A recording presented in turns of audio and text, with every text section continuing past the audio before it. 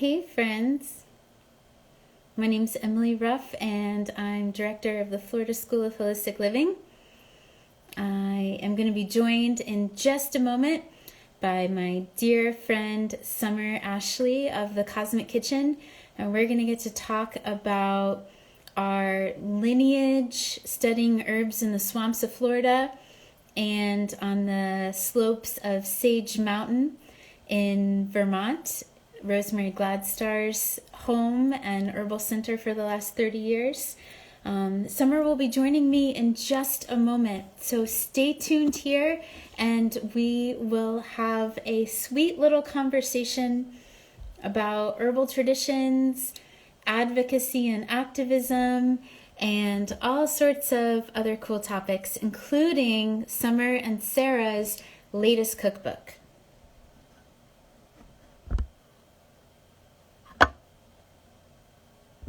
Hi, Amy. You look lovely too.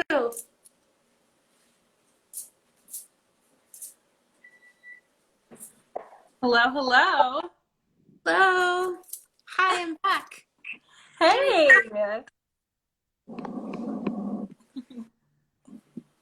It's good to see you. You too. Is my connection okay? I think so. Is my connection okay? It's working for me right now, but I know how it is in the woods. $1 million question. Well, It's so fun to do this. It is so fun. You can hear me okay? Yep. Cool. Perfect. For all the folks listening and tuning in, I think this is my first Instagram Live, so I'm really honored to share this time with you, Summer. What a special blessing. I know. I'm happy. These are really fun. I hadn't done them until a couple months ago because we couldn't go on a real life book tour, of course. So it's been they're very fun. I'm excited that we get to do this together. Me too. I was just sharing with a class a few days ago. A lot of times our in-person herbal classes, we take deep breaths and we give thanks for the trees and we lean back in our chairs and we think about the earth supporting us and we give thanks for the grounded, rooted energy of the earth. And I wanted to call in thanks for all the photons and electrons that allow us to be connected across the continent through platforms like this. So Totally. Yeah, totally. I don't know. I feel like it's so funny. There's so many times in which I'm like, oh, technology, but then in so many ways, like now it's so powerful and helpful. Yeah. Yeah. helping us stay connected. Well, welcome Summer and welcome everyone and happy Friday evening. And I'm so honored and humbled and grateful for everyone joining us tonight. For those that are just tuning in, I'm Emily Ruff and I'm director of the Florida School of Holistic Living, but I'm coming to you live from Sage Mountain Botanical Sanctuary in Central Vermont, and I'm here with my dear herbal sister Summer Ashley of the Kitchen, tuning in from somewhere in the Bay Area of California. Yeah, I'm in Oakland. Yeah. Yeah, I'm in the process of moving actually, as many of us are. So it's a very empty room.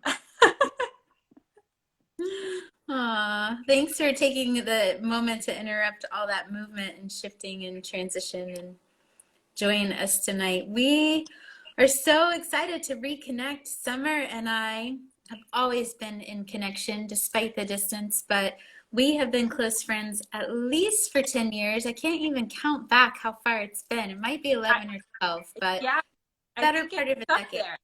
Yeah. Yeah, we met in the Central Florida area. Summer and I are both alum of the University of Central Florida and both have a deep connection to the Arboretum at UCF, a special hub of wild plants and also a beautiful community garden. And we're connected through one of my students and one of Summer's teachers, Tina Richards. Yes. So I want to call in Tina and thank that sweet herbalist for making this connection through the generations of lineage. And then after a few years of studying alongside Summer in the swamps of Florida, we both completed an internship in 2012 at Rosemary Glasshar's Sage Mountain in Vermont, and got to cohabitate in a tiny off-grid cabin with no electricity and a wood stove and propane lights. And we had a roommate, our dear sister, who might be joining us tonight, Carly, Canadian songbird, was with us. And we spent the summer tending the gardens up here at Sage and singing songs and making mischief. And then Summer and I were roommates for a short time in Florida. And then Summer flew off to the West Coast. And Summer, tell us a little bit. You studied at California School of Herbal Studies after you left Florida? Yeah, I studied at the California school. I mean, I've taken a lot of programs and classes online with different teachers, as you know, as we all do. But yeah, I lived at the California School of Herbal Studies. And then I went to the Dhyana Center, which is an Ayurvedic center, and learned there, which was really awesome. And yeah, and then I also, as Emily knows, I've been working in the herbal products industry alongside my work in the Cosmic Kitchen for many years. So I've worked for traditional medicinals and worked with a lot of emerging brands as well. And so, yeah, I feel like I have, just a really deep herbal connections and lots of different facets now. And it's so funny because every time I talk to you, Emily, you just remind me of the time when I was so excited, and I still am. But like, it just felt like an explosion of possibilities around the time that I met Tina and then you. And then I also think one of the special things every time I tell this story is that I don't know if you remember this, but I didn't actually meet you through herbalism at first. Like, I knew that you were an herbalist that I wanted to study under at some point, but we actually met through activism work. Yeah. And so that always feels really special too, because people are like, how did you meet? Was she your teacher? And I'm like, no, but she is my teacher and is my mentor and is a dear friend, and you are. But like, I love that plot twist, you know? Me too, Summer. Eventually, you were a student at the Florida School of Holistic Living, and you completed our Roots of Herbalism and Family Herbalist, and eventually our Community Herbalist program before you flew the coop and continued on your herbal journey. And we consider you one of our star alum at the Florida School.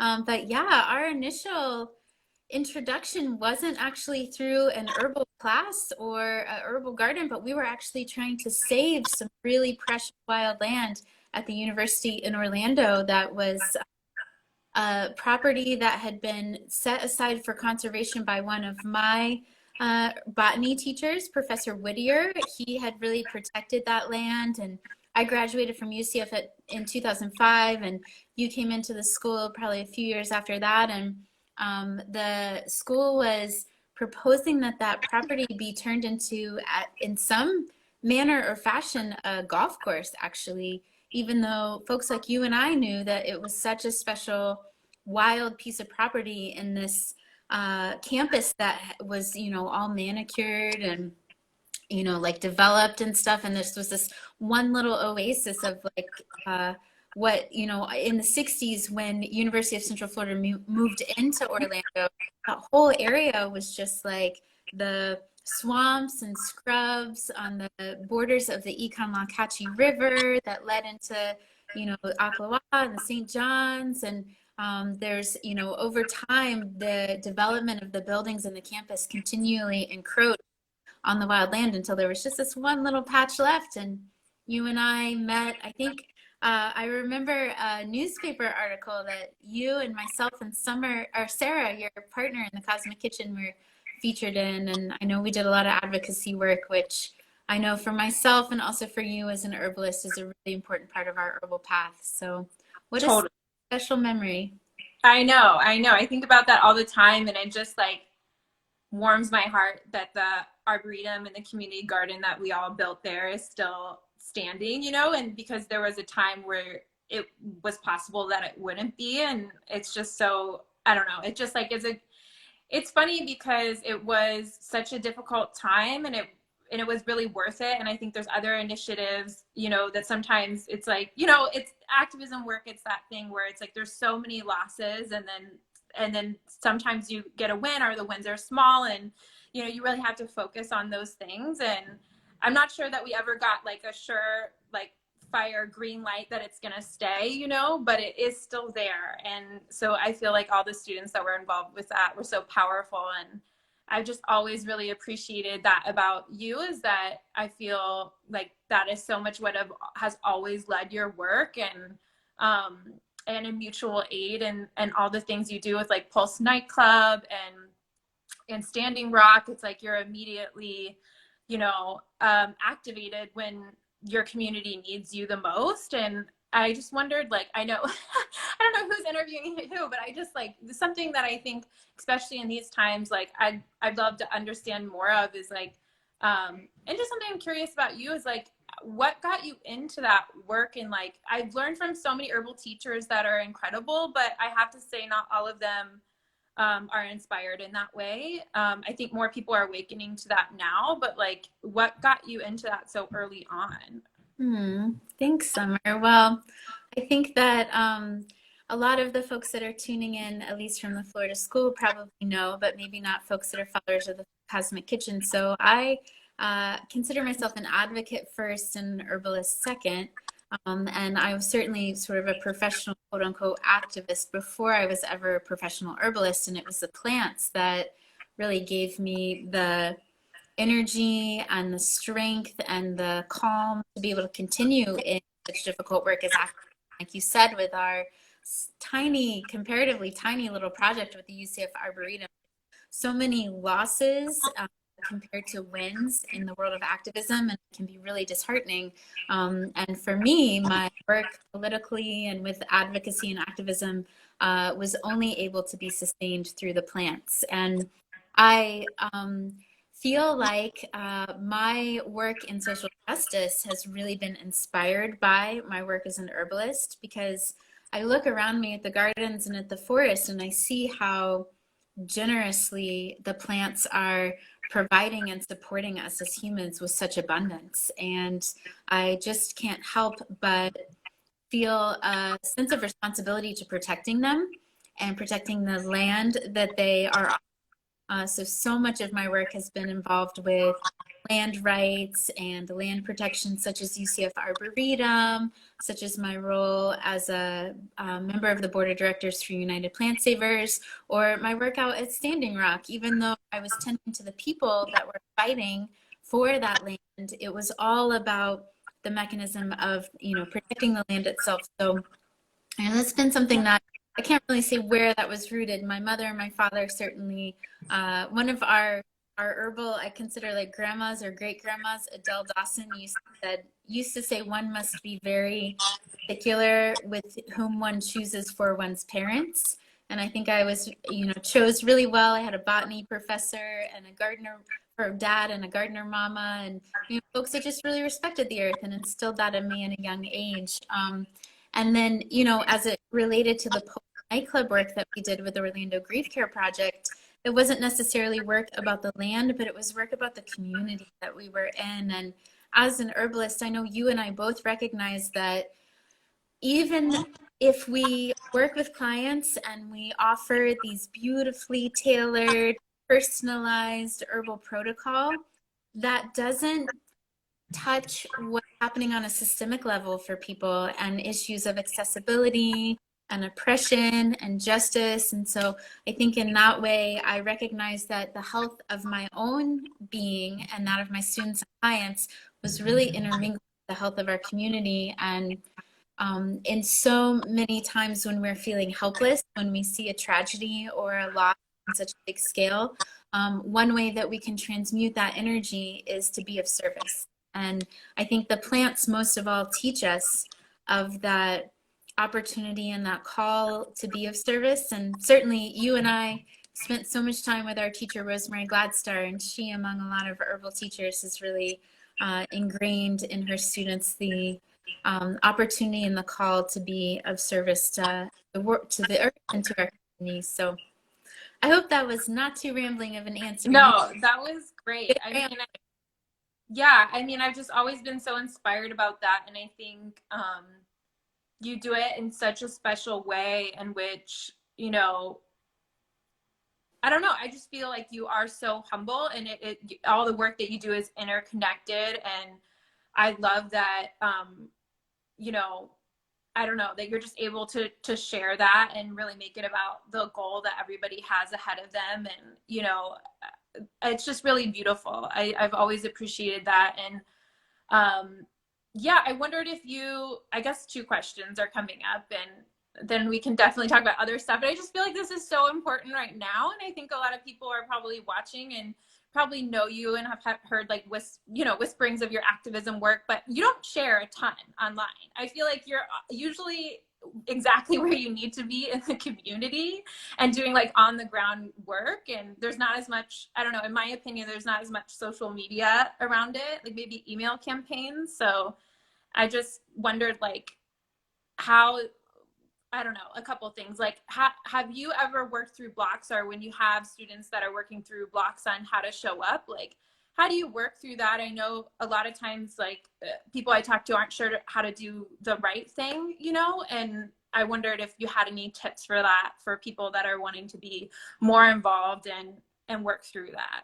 That's such a good question, Summer. And I feel like that's something that I've been talking to folks a lot about since 2016 and 2017. You know that after Grief Care Project in Standing Rock, I spent a lot of time traveling to communities and helping folks in Charlottesville and Asheville and the West Coast, different communities set up models of projects like what we did in Orlando. And when people hear about what we did in Orlando, you know, our first year of our work at Orlando Grief Care Project, we distributed herbs to 30,000 people because of So the generosity of individual herbalists and herbal companies that donated to our work, and local herbalists that were growing and making medicine for us. But, you know, an individual herbalist tuning in and, you know, Podunk Midwest that doesn't necessarily have an army of volunteers through an herbal school or a big network of herbal companies through an herbal conference, it may sound really intimidating to see what we did in Orlando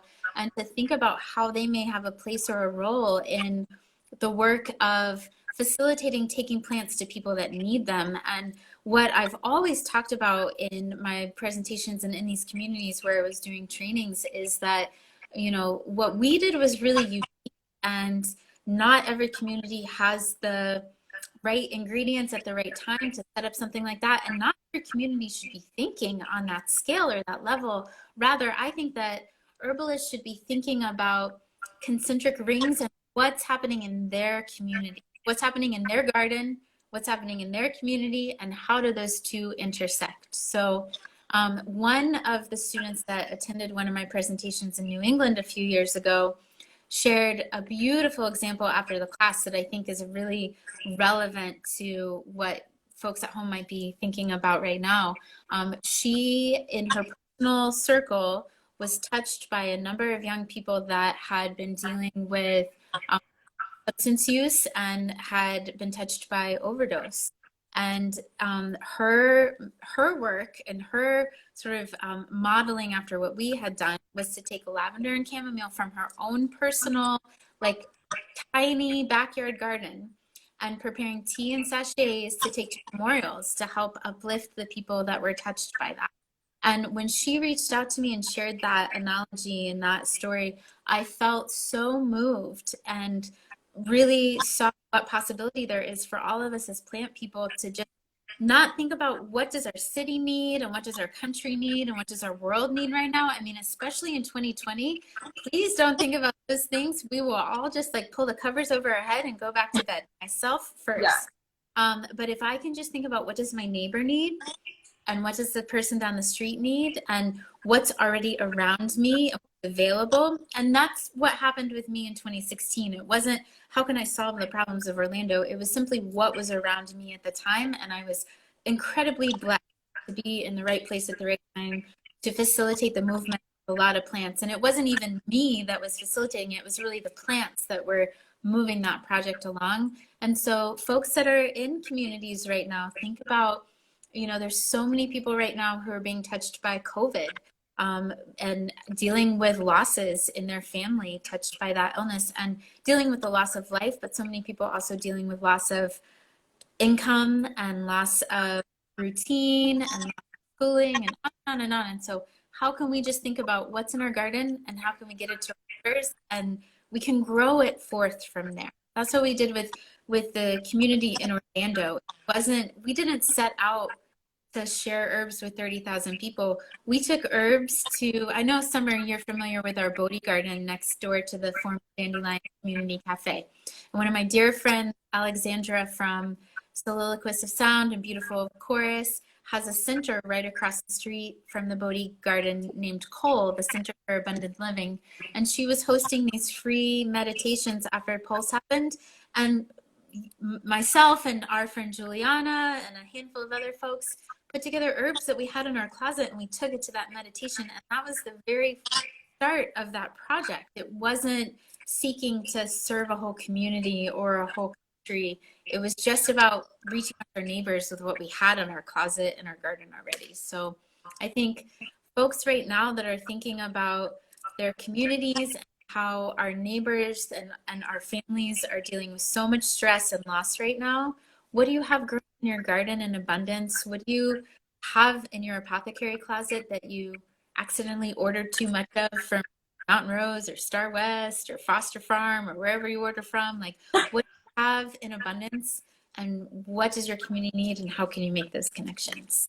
So, Yeah, totally. Yeah, I think it does kind of feel overwhelming when you think about it in a big sense, but when you think about it in the community level or even just your friend group, it starts to feel more sustainable, and that's kind of always how I've looked at it too. It's like, because it's true, it's easy to spread yourself too thin too, especially when so many people who are called to this path are like givers. I mean, that's just what I've picked up on, and myself included. And so making sure your own cup is full and like, really tending to the needs of those that you're connected with, and you can actually listen to and hear what their needs are versus you self-imposing what you think people need, which is like a big huge thing, in activism and human relationships and beyond. So yeah. absolutely.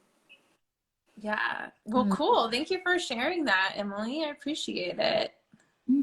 Thanks for asking. And I'll just riff a second that self-care is the most important ingredient to successful advocacy and activism, and not to like overhype how amazing the Cosmic Kitchen cookbook is, but I'm your biggest fan. And I know there's a lot of fans tuned into this live right now. And as long as you and I have been in relationship through herbalism, one of the most important ways that I try to advocate for my students and clients to practice self-care is by bringing herbs into their kitchen and using food as medicine. And I just want to say that any of you listening that don't have the Cosmic Kitchen cookbook yet, there are so many inspired recipes in there that can take these adaptogens and nervines that are the very herbs we need to be able to keep sustaining ourselves and remain resilient through these difficult times, but to do it in a way that is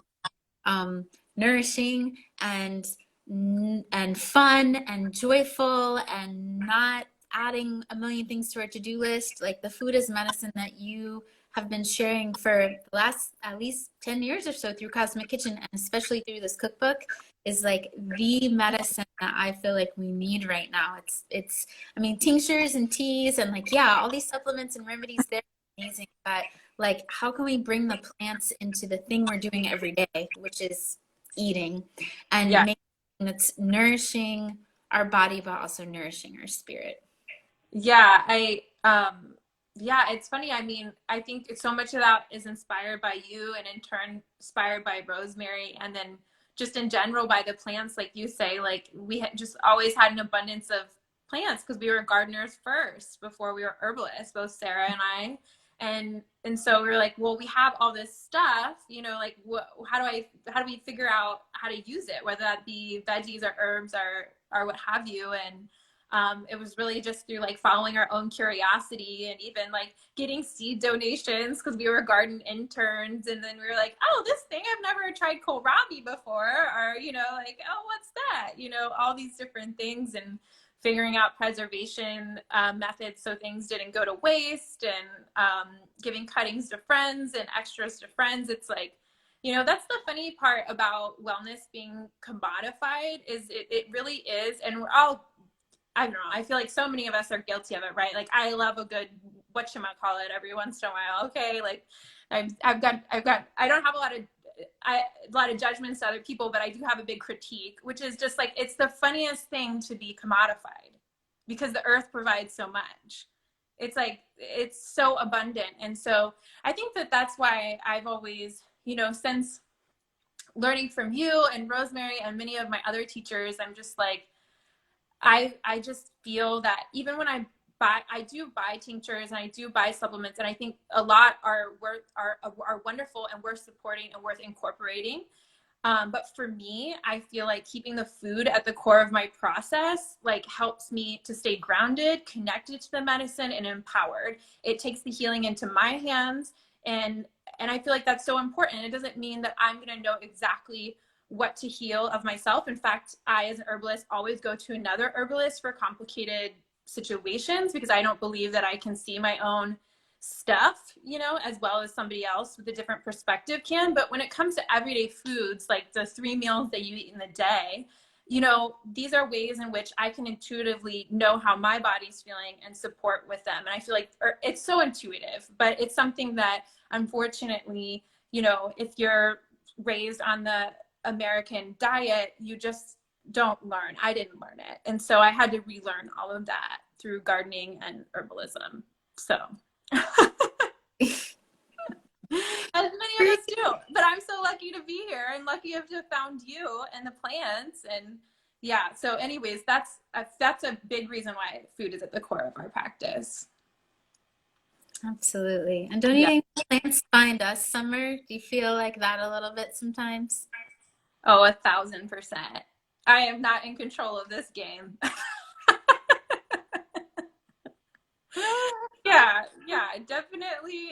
Definitely. I feel like, you know, botany of desire vibes. Yeah, Secret Life of Plants, for sure. Yeah, Yeah. totally. 1,000%. These beings are so much more highly evolved. I mean, like, look at the Christian Bible, plants were created first, and look at, from a scientific perspective, these beings like create their own food just by sitting outside in the sun. Like, that's some like highly evolved stuff right there. So I know, we need to all be taking notes.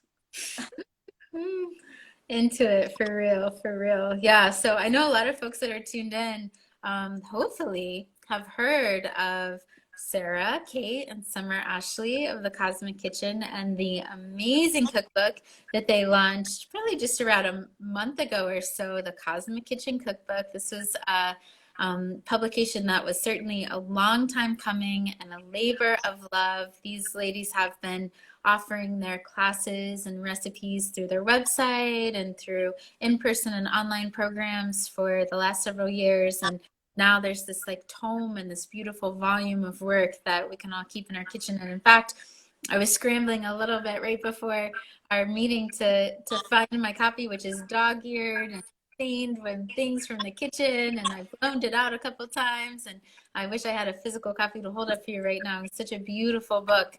And there's so many recipes in it, Summer. I mean, I was preparing for this talk a couple days ago, and I was like, what do I even talk about? There's beverages, there's snacks, there's meals, there's so many inspiring recipes that you and Sarah have put together in this book. And I think the one that really was kind of kept standing out to me over and over was the concept of kanji. And as an herbalist and as an activist, we're clients, students, and also practicing self-care and nourishing myself during times where I'm really kind of, as Rosemary described it to me one time, pouring my tea kettle out into everyone's cup and not necessarily my own. Kanji is a food, is a recipe that has, for me personally, been such an important way to nourish myself, to heal my digestive system, and to bring in herbs and flavor and essence and the joy of herbs and flavor into such a very simple and easy recipe. And I wondered if you could share a little bit with us about what congee is all about and some of the different ways that you doll it up and spice it up with herbs. Yeah, totally. I mean, I'll first say that, well, I'll explain what it is and then the broader picture of porridges, which I feel like is so important and cross-cultural as well. In the book, we have a turmeric congee, which is inspired by, you know, the plants and also as well as in traditional Chinese medicine or in many Asian cultures, there's different names for it, but congee is a porridge, usually made with white rice. But it can be made with a lot of different other things and different herbs. There's actually entire books on how to infuse congee or, you know, this rice porridge with herbs. And so I think it's by Bob Flaws, I want to say. We have it on a post somewhere, but it's incredible. Like, it's just a vehicle for so many plants, and it's a deep nourishment and a simple food, much like there's a lot of in many different healing traditions, porridge or broth or different things like this are super restorative, especially when we're depleted or our nervous system is fried or you're needing more nourishment and you're feeling dry. It is incredible for frazzled nerves and that depleted energy, which I feel like unfortunately is kind of a pattern of our times. And we can be overfed and undernourished as well. That's like a thing, and I didn't come up with that. That's a phrase that's used often, but it really hits home for me, is that a lot of times we're getting plenty of food but not enough nourishment. And porridges in general are kind of known, I wouldn't call them this at all because I feel like they're so rich in nourishment and nutrients, but oftentimes like peasant food, you know, it's just like a simple dish, something that not a lot of folks glorify or think is something marvelous, right? Like, we all kind of want decadence, right? Most of the time. But sometimes that's not easy for our body to digest and absorb. And those simple carbohydrates and those simple dishes are often the best kind for when you need nourishment and restoration. And another thing I'll say about food, and especially porridge, is because it's cooked for a period of time, as we know as herbalists and plant people, a lot of times when something's cooked over a period of time, it helps the extraction, especially if it's a root or a restorative plant or a bark or even a seed. So it's a great vehicle for herbs in that way too.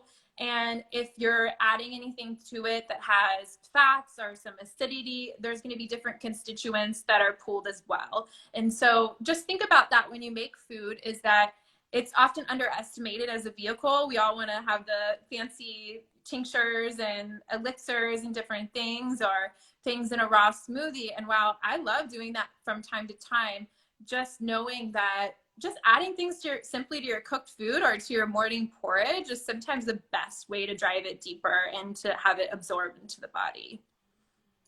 Totally. And especially in this season, I mean, even folks that are tuning in from Florida, and it's still probably in the 90s down there. It was 27 when I woke up this morning in Vermont, by the way. So that's the season that I'm stepping into. But even my students and friends down in Florida, you know, even though it's still warm down there, the seasons are shifting and the seasons are changing. And wherever you're tuning in from, this is the season where that cooked food is much more attuned to our body in the fall and the winter than the raw food is. And you know, something like congee, I mean, I love it because especially in seasons like when I was working in Pulse or Standing Rock, I was like really putting in a lot of hours and trying to sustain a balance of personal and professional work. Using my crock pot was one of the ways that I could just throw some healthy ingredients in and not spend a lot of time in the kitchen, but still nourish myself with the ingredients and the food that I wanted. And so congee is such a great example of something that doesn't take a lot of energy for repairs. They have like a crock pot or an Instant pot or clay pot. And even if you don't have that and you just cook stovetop, it really doesn't take that much time to put everything together. Yeah, and what I do a lot of times too, like I think it's, you can do different ratios, but I think it's usually about 1 to 8 water to rice. and that's all it is really. And then you just dress with all kinds of fun toppings, whether it's sweet or savory, and then add in whatever herbs you want. In the book, it's a turmeric congee, and we show you how to do sweet and savory. However, if you just want to make a porridge, whether it be congee or oatmeal or quinoa or otherwise, I mean, all you do is just take that extra thing from, dinner or lunch that you cooked and just add water enough to make it porridge like. I think sometimes we forget that. Like, it's just, I forget it sometimes too. And I'm like, oh, what am I going to do with this extra, whatever it is? And just adding a little bit of water and some herbs can really take it a long way. And I think a big thing that you've taught us, Emily, that I have definitely carried on in the book and then my work as an herbalist and even just with my friends is just, I love to remind people that spices are medicinal. It's just all dependent on dose.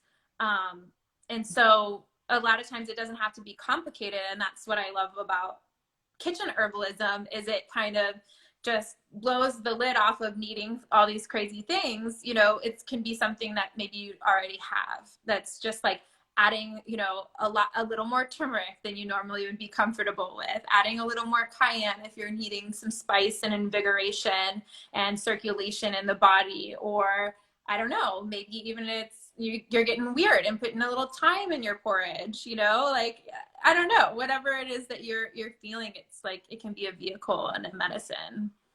Yeah, for so many of our clients that we would see at the clinic in Florida, that for me, access is such an important part of herbalism.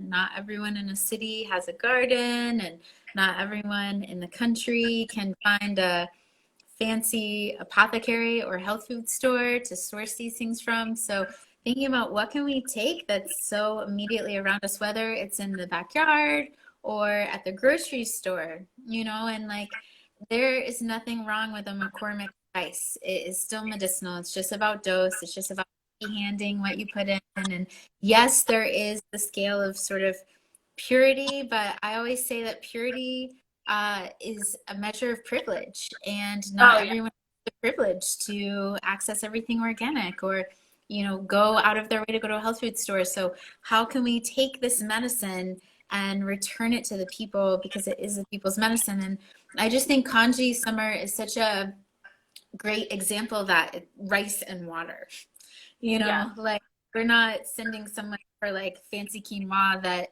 has been grown on the backs of slaves in Peru or something like that and is exported for pennies on the dollar. Like, we're just talking about rice and water and herbs that you can find in your backyard or, at the grocery store pretty easily. So I'm so inspired by you and Sarah both. I think one of the books that you reference is the book of Juk. Am I saying that? Yeah, I think it's Bob Flaws. Yeah. I think so too. It's such it's so revolutionary, just, and it's also for people that are dealing with digestive issues, which who isn't these days, between, the pesticides on grains and genetically modified grains and all the stress we're under. I know very few people that aren't dealing with digestive health, and of course fermented foods, which you all highlight a great bit, is a part of that. But I think these easy to digest foods like congee are such a big part of it. And if I'm not mistaken, on your blog, thecosmickitchen.com, the turmeric congee recipe is featured there right now. So yes, we have 2 recipes up on the blog. So yeah, those are, you can totally just log on and get those for free. No, there's tons of recipes on there actually. So if you want to just dive in, like, I would love for everyone to have a cookbook in their hand, but there's also the blog, which has years and years of information on it. So yeah, there's plenty.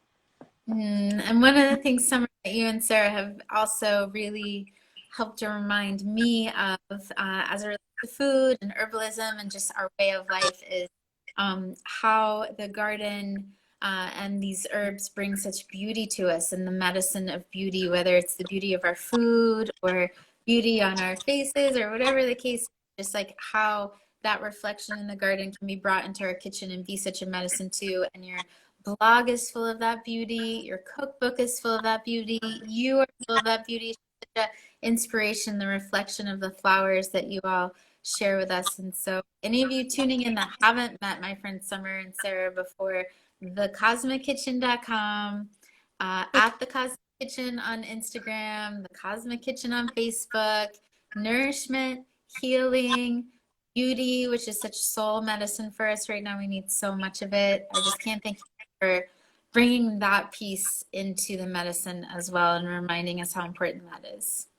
Yeah, totally. I mean, I think it's just, much like you, I just got into herbalism from, a perspective of activism and a perspective of being burnt out. Learning from my environmental studies major, I think, was just really disheartening and saddening, which is why the garden and improving access to healthy foods on campus and that being like the forefront of everything. The garden has always just been a big respite for me. It provides so much positivity. I think I can get over, like many of us, like I think a lot needs to be intellectualized right now, but I think we can also like over intellectualize people. It's like, don't be a fucked up person. Like give more than you take, to the planet. It's actually pretty simple, but we can, get in our heads a lot, and especially when you're researching those things and trying to be a better person. And so the garden always just reminds me to just be, and that we're part of it. Like we're part of life. Like we're not disconnected. I feel like sometimes you can feel so disconnected, And so yeah, I think the beauty is part of the medicine as well for me, and I just love bringing that in, and it almost feels like so enticing for me to make a beautiful meal or a beautiful photo, and it inspires me to come back to the recipe and come back to the work. Yeah. Especially in this day and age, with looking at the news or doom scrolling on social media or whatever media we're consuming. I think it's so important that we balance that with time outside. For those of you that live in an urban area, like you might not have your own garden to wander in, but there's certainly city parks and state parks and places that you can make that connection. And as you know, Summer, you and I lived in downtown Orlando for so long, and the green space that we had available to us was so limited. But the amazing thing to me all was living in that environment was to see plants like Biden's Alba just making it happen out of a crack in the concrete. Like for those of you that are tuning in right now and are living in the area, please don't forget that crepe myrtle in the median and that viburnum out of the grocery store, like that's still nature. Like there's still so much of the beauty of plants and the healing of plants that's trying to reach us and communicate to us, even if we're living in a city.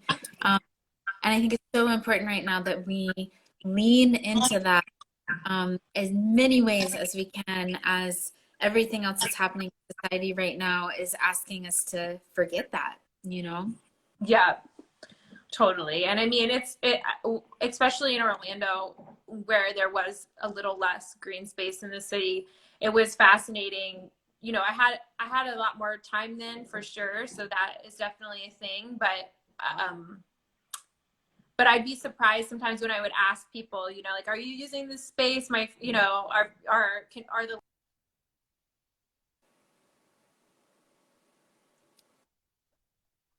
just, I don't know. It's just like interesting when you have conversations um, with landowners and things like about, do you mind if we take this thing that isn't otherwise being used properly and turn it into a garden? And more often than not, people said yes. I mean, sometimes people would complain about our gardens in the front yard not being lawns, but whatever.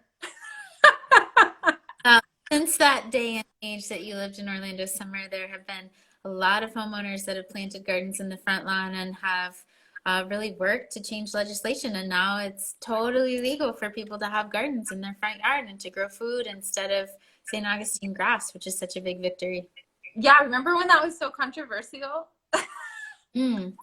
Absolutely. So, in addition to like stepping outside and being in nature, Summer, what are some of the ways that plants are supporting you right now through this chaos and challenge that is the year 2020? Yeah, nervines for sure. Like skullcap is always like a really important plant for me. It's great because it works acutely and over time. to restore the nervous system. So skullcap's a huge one for me, and I take it throughout the day. I'm kind of that way with a lot of the herbs that are stronger, just because I'm just like usually pretty, I have an excited energy. You know that about me. So it's always, it's like always kind of going, and my mind's always going a lot of places, and in a positive way, but also sometimes a little bit like, ah. So it's really grounding for me, especially now. And then I've been taking a lot of kava, actually, because I find that I really need a lot extra grounding, and I've been having quite a bit of anxiety. I'm trying to stay up to date on things, but at the same time, I'll take weekends off sometimes and just not do any internet at all. So I've been trying to find the right balance on how to stay up on things that are going on and being helpful in the world, but also not, also taking care of myself as well. And so those plants have been really big for me.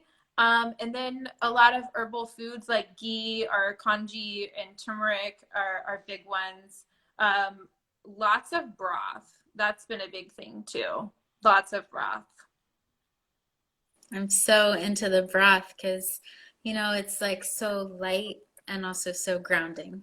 Yeah. So it can really help move that energy through that emotion. It's so hydrating. I think as you were reflecting about skullcap, which is so amazing, especially for, I know very few people that are not dealing with anxiety right now, if they're being real about, since March, like Yeah. so much uncertainty, and that just is what breeds anxiety. So Skullcap and kava feel like such amazing allies for people to, research and look into, see if they're right for their energetics, their constitution, and their regimen right now. Um, and broth and ghee, like ghee being so like foundational and grounding, and broth just helping move through. And as you were sharing, I was thinking about just hydration.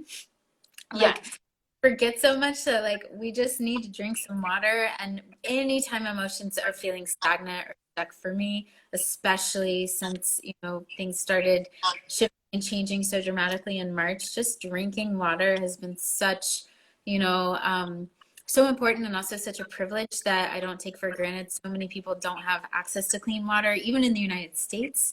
Yeah. So acknowledging what a privilege it is, and also not taking it for granted, but using that as much as I can to help move those energies through. I think that's so important. And then I've really been leaning into herbs like chamomile and rose and lavender, which I often joke that are gateway herbs because they're herbs that people are familiar with, and that they see in the garden, or they've seen before in some form. And I just have been really thinking about those simple herbs that are around us that are such good heart medicine. I feel like so many of us are dealing with broken hearts, whether we've been touched by COVID in our family personally, or we're dealing with the heartbreak of job loss, or our plans changing, or staring at the society and the politics that are happening right now, Yeah. or most of all, we're all dealing with such grief over what's happening to the planet, even if we don't recognize that, or understand what's happening. As earth beings, we're all experiencing that in some way, shape, or form. And so for me, it's really been hydration and heart medicine in the most simple forms that have been my mainstays in my daily practice. So I think about like rose hot chocolate or rose chai, and some beautiful recipes that you've shared with me in the past, and ways to bring in lavender and chamomile, and just thinking about it on a daily basis is such a simple medicine. Yeah, it's funny you say that, because those were some ones that I've been thinking about that didn't share, but the flower medicines are often overlooked, but the aromatherapy of them, and just even that idea of flowering in a time that feels so dark, it's really powerful, and I feel like it really kind of balances it out. And I think we have to feel all the feels right, like to move through it, but we can have some help along the way. And those feel like really special medicines. Absolutely. In fact, it's funny you mentioned that, because last night, student, we were talking about flowers and flower essences and things like Rescue Remedy. And she said, am I bypassing the experience of feeling something I need to be feeling by working with flower essences or rescue remedy or rose or chamomile or lavender. And I could only share from my personal experience, but my experience has actually been that I'm able to feel those things and not tune out because of the plants, because the plants Yeah. give support to stay present in my body and stay present in my spirit, and move those things through in a healthy way and not disassociate and not lean on other activities or substances to, numb myself out or mute those things down. And I don't want to say that they make it easier, but they certainly, I feel like I'm having a more healthy experience of those difficult emotions because the plants are supporting me through them. Yeah, that's a really good question. I mean, I feel like it's such a, I feel the same way. I feel similarly, I'll say. But yeah, I think it's an interesting question because I do personally feel that there are certain plants, when used in high amounts, that can, help tune you out, which can be sometimes you need to tune out. I'm not anti tune out sometimes, Totally. but to do it consistently for too long, when you're not working with an herbalist over deeper issues like we talked about earlier that can look outside of you, and help you as a guide. But yeah, I feel like a lot of the flower medicines are so gentle enough that it's like someone's holding your hand, and helping you look at the things versus turn away. I feel that way too about those. Yeah. Yeah. It's nuanced like everything, Mm-hmm. Yeah. Absolutely. It's all about our personal experience and how we're choosing to show up and uh, all the things. Yeah. Summer, I miss you. This is I so fun. know. I do this all the time. I hope the people that are tuned in think this is as fun as I am. I'm so I jammed. know. Totally. Yeah, I'm trying to think if I have any more burning questions before our time gets run out by the Instagram. Um, Ah, let's see.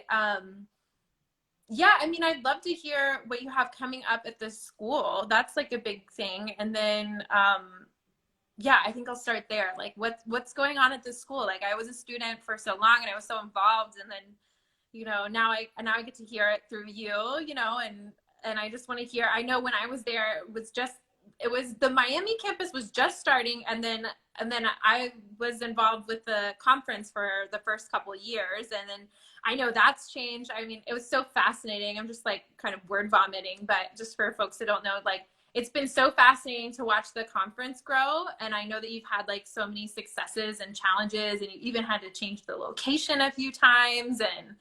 And then I'm curious to hear like what you're doing with the conference now coming up in February, like with everything going on. And I just also really appreciated that you've throughout the conference have seemed to always have such a diverse lineup of teachers, and that's been like really special to me. And like I'm happy there's so many folks doing that now, but I just would love to hear a bit more about the conference and how that's evolved and the teachers, and is it going to be online? I have so many questions. I love all your questions. I'll try to answer them as best I can. We'll talk the first.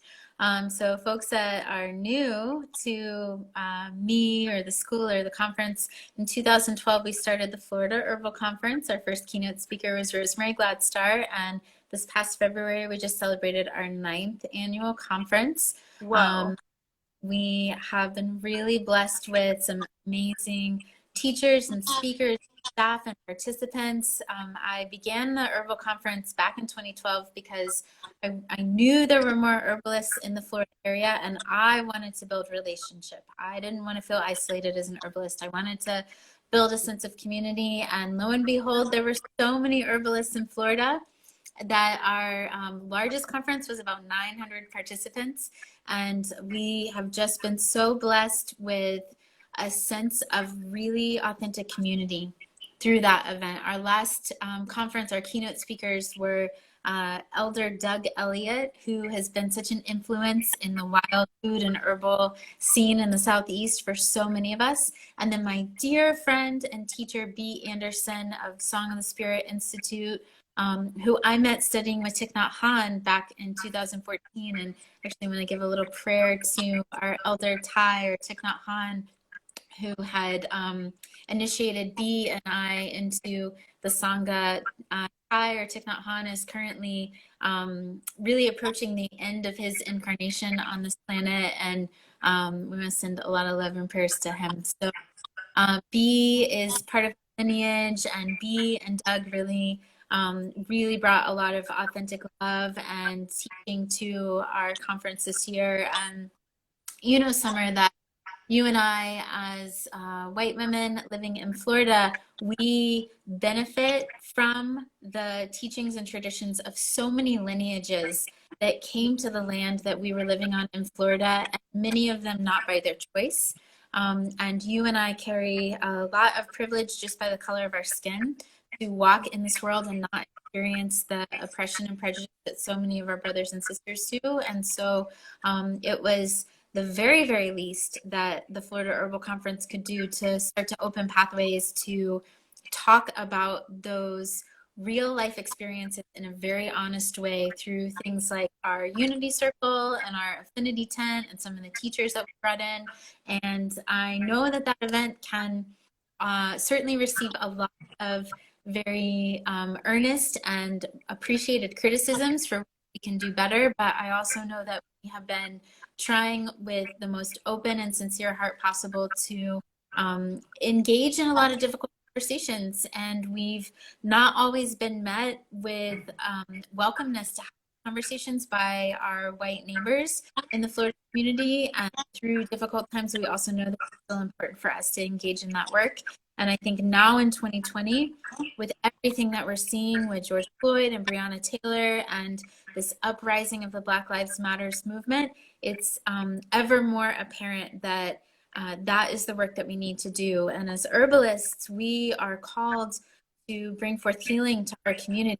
And if we cannot have honest conversations about the systemic injustices that prevent and limit that healing, then our work as herbalists is really incomplete. And so I just want to also, as I'm saying this, thank you, Summer and Sarah and Cosmic Kitchen, for work that you're doing to try to uplift the BIPOC community of herbalism, to offer, openings and programs and consultations. And, we're all learning a lot. I think we all can receive a lot of feedback and criticism and ways to do better, but I think we're all trying to make steps and grow in every way we can. Thank you for the work you and Sarah are also doing to advance that forward. And in terms of the Herbal Conference 2021, back this summer, we made a difficult but important decision that we were not going to hold an in-person conference this February, given the uncertainty of what was happening, especially in the state of Florida. Those of you that are living currently under Governor DeSantis, there has certainly been a reopening of the state that has been concurrent with a huge spike in cases. And it's difficult for us to know when it's going to be safe or appropriate for us to have a big gathering of several hundred people hugging, kissing on each other, and singing songs and playing with the plants.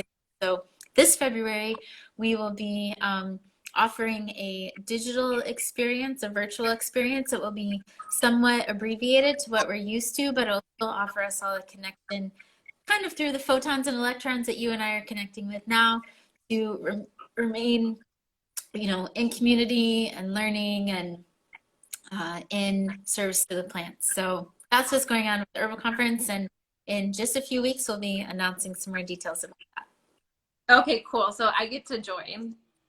Totally. Virtually. Yeah.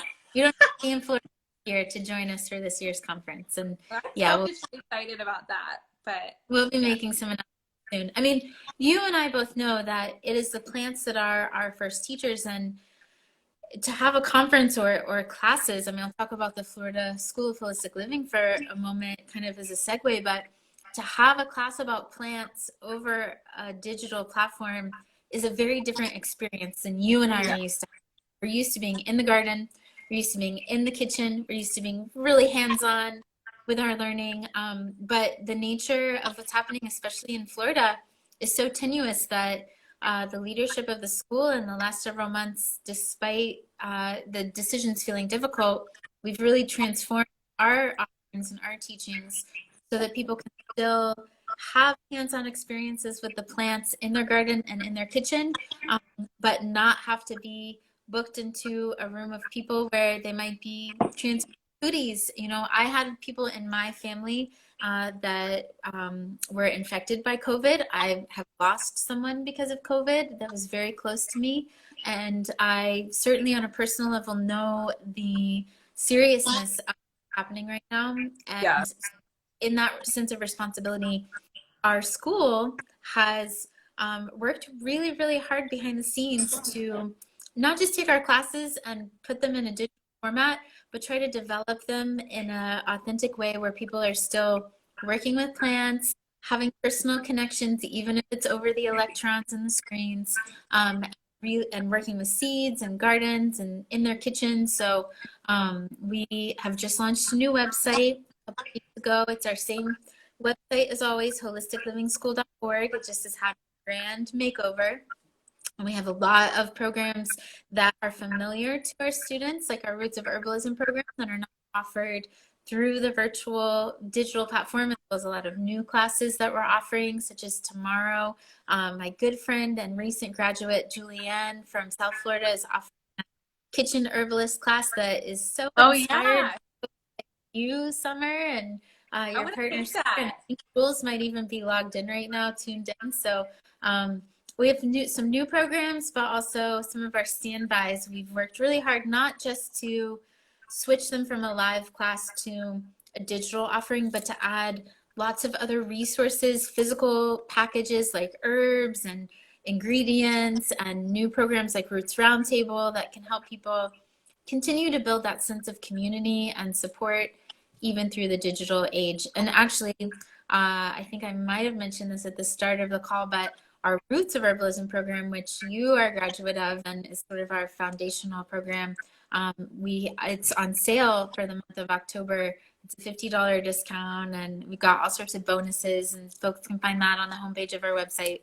And if you're on Instagram, in our link in our bio, but yeah, you know, so many folks are having to make, you know, changes right now. And at the school, as much as we don't want to drive people to be on the computer, we know that that's the age that we're living in, and we're trying to do our best to still help people have an authentic connection with nature, and as little screen time as possible, but still help share some of that educational experience.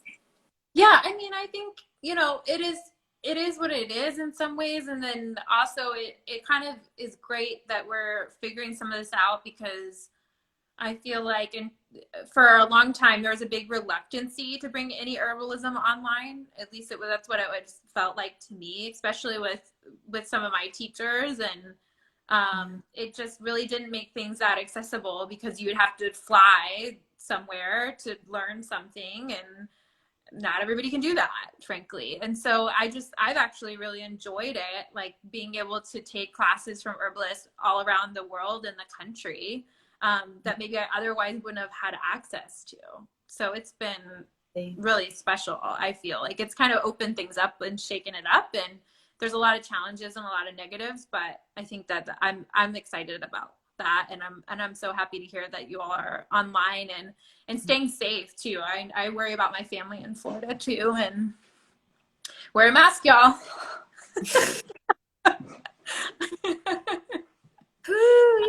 Yeah, that's a whole conversation for another night. But yeah, I think that I appreciate you saying that, Summer. I think that there is still so much that the plants can teach us right now. And thanks to these photons and electrons, we can still connect with other human beings in somewhat live time and learn them. And it certainly doesn't take the place of a big old hug that I can't wait to get soon. I need that. But I needed to. But I think making the best of what we have right now, and, you know, taking those as you can stay. Yeah, totally. Yeah, for sure. Well, it's Friday night. People should be like, I don't know, taking a bath or something. I was gonna say going out on the town, but that ain't right after we do. Be safe, wear a mask. but I'm so excited to have this. I hope we can do this again, Summer. This has been a real treat to connect with you in this way. I'm really grateful for all the folks that have tuned in from home to share with us. And check out the Cosmic Kitchen Cookbook on thecosmickitchen.com. And check out Roots of Herbalism and other classes at holisticlivingschool.org. And our links are in our bios. And I know that y'all are IG folks, so you can figure that out well. Any final closing thoughts, Sam, that you want to share with our crowd? No, I just love you so much. And I'm so happy that we got to do this. I'm so inspired by you and everything you do. It's just, it just like really, you always impress me so much. And I'm just so glad that we got to do this in a digital space, and a big thanks to everybody watching. I just love our mutual communities, and everybody who's involved in plant work and activist work and really diving deeper right now. I know it's such a challenging time, so it's just so nice to connect and see you, even if it is through the magic of technology. 1,000%, Summer. You and Sarah at the Cosmic Kitchen inspire me so much, and I'm so honored to have played some tiny role in your journey and to continue to be on it with you. And be safe out there on the West Coast. I'll keep holding it down here on the East Coast. And thanks to everyone that's tuned in tonight. I love you, Summer, and I love all of you so much, and most especially the plants. And thanks for bringing us together. Happy weekend, everybody. Bye.